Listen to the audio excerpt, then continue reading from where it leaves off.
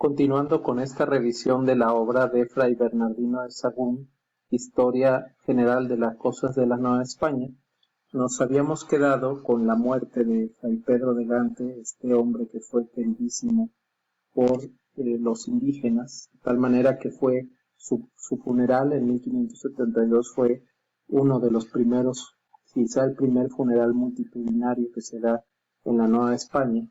Y bueno, terminamos la revisión histórica con algunos hechos notables que ya hablan del declive del poder, digamos, de las órdenes mendicantes, que van a empezar a, digamos, ser en algunos casos sustituidas ya sea por la presencia jesuítica y sobre todo por el proceso de secularización de las parroquias. Esto, por supuesto, implica la sustitución, la extinción de ciertos conventos para pasar a convertirse en parroquias del clero diocesano.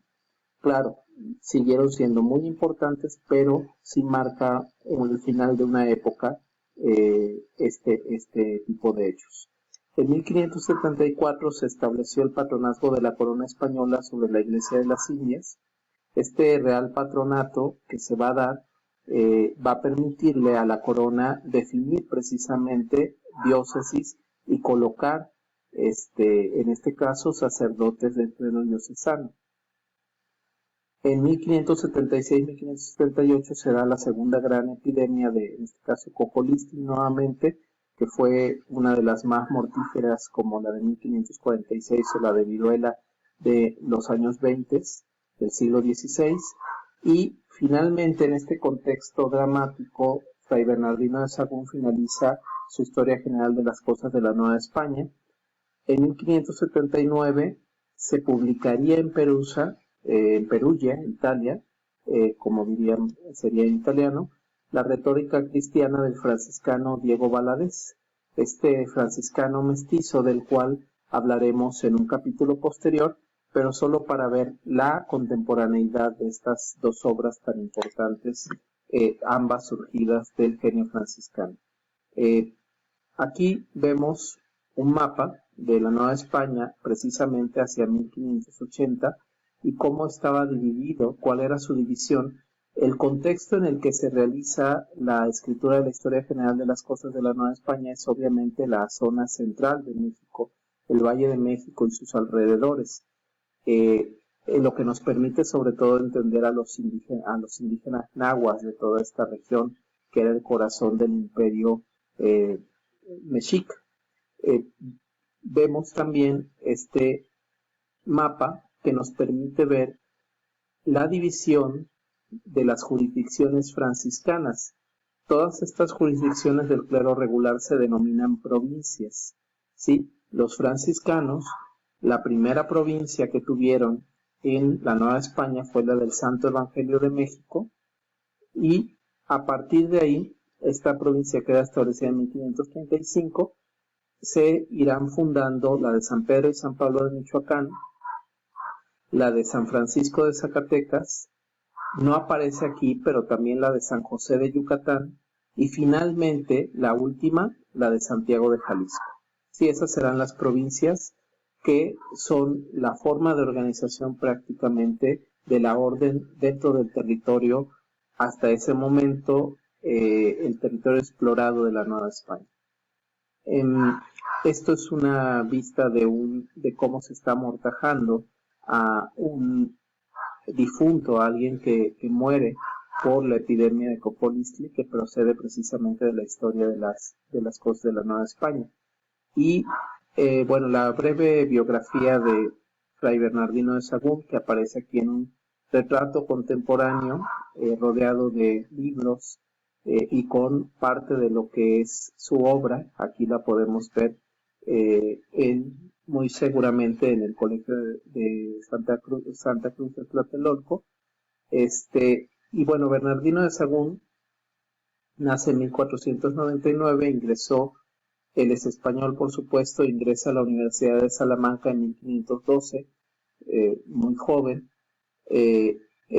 ingresa a la orden franciscana en el año de 1520 y hace sus votos a los casi 27 años en 1526. El cardenal Jiménez de Cisneros, este personaje importantísimo dentro de la historia de la España de la primera mitad del siglo XVI, va a influir en él en dos principios fundamentales que seguirá durante toda su vida, que es la pobreza y la piedad hacia los más débiles.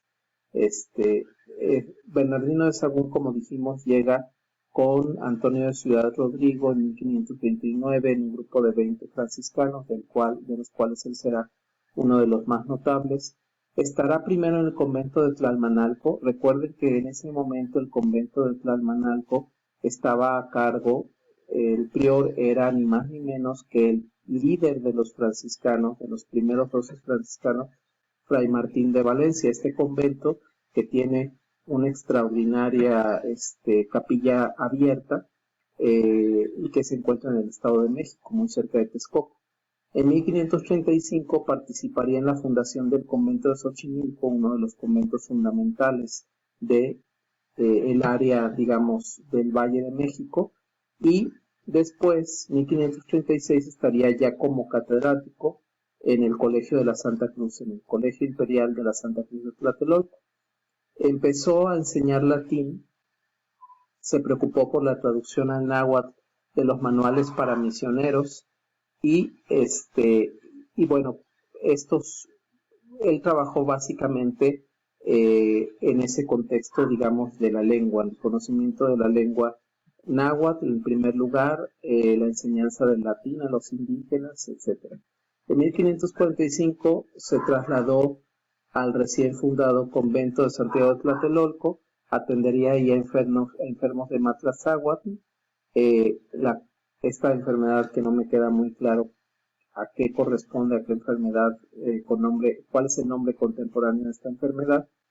Y el fraile franciscano comenzó a partir de 1558 una serie de obras en las que, como sabemos, estarán involucrados tanto aspectos de la vida religiosa y la cosmovisión indígenas, aspectos de lo que se les llamaba entonces conocimientos mundanos o conocimientos del mundo no religiosos, y también estarían aspectos de la naturaleza, ¿no? de la historia natural, como era llamado en ese momento.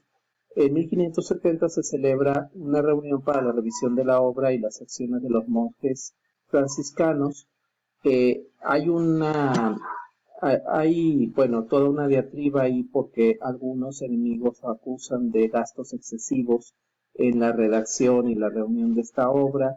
Se le decomisa en una primera instancia, pero se empiezan a enviar estos libros a las diferentes provincias, que en ese momento eran 4 ya las provincias existentes en la Nueva España.